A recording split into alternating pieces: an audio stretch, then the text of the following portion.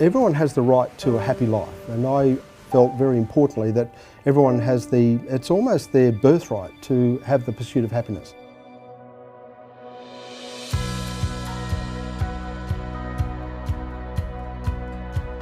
My dad came back from the war in 1946, got a grant for 20 quid of 8 acres in a suburb called Belrose in Sydney.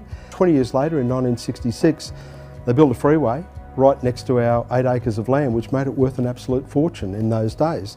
So it was a lot of money to us, very humble beginnings. He decided to move up to a little place called Byron Bay. By the time I was 18, he'd sold that again to an offer for more noughts than were on the first one. Twice in my lifetime, my parents basically won lotto. They did it by accident. What struck me was that what was the system at play there? Was there a mathematical equation? Was there any reason that that happened? And it turned out there was. I built a system around trying to find out how it worked, and you can do it. We've had university professors, we've had people who earn $500,000 a year and other people that have earned $50,000 a year.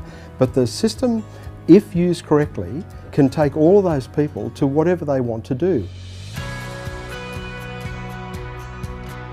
An average person like me, starting off from very humble beginnings, can, with diligence and a strategy and a plan, really you need a minimum of 10, 15, 20 years is better, 30 is brilliant and 40 is a dawdle. You can truly change your life to become financially independent. This is why I've gone back to work, to build that I can now live till I'm 100 and have the money to do it, basically. So I've reset at my 65th birthday all of my financial goals. It appears that about 1 to 2 people out of every 100 people become wealthy. That ability to live the life they want to live without going to work to earn the money. For me, it was the ability to look after my family, look after my kids, my grandkids, go sailing, go on holidays, all of those things I love doing, look after birds on the Broadwater. Jim came on board a few years ago as a major supporter of wild bird rescues, and without his help, I don't know that the service could have continued.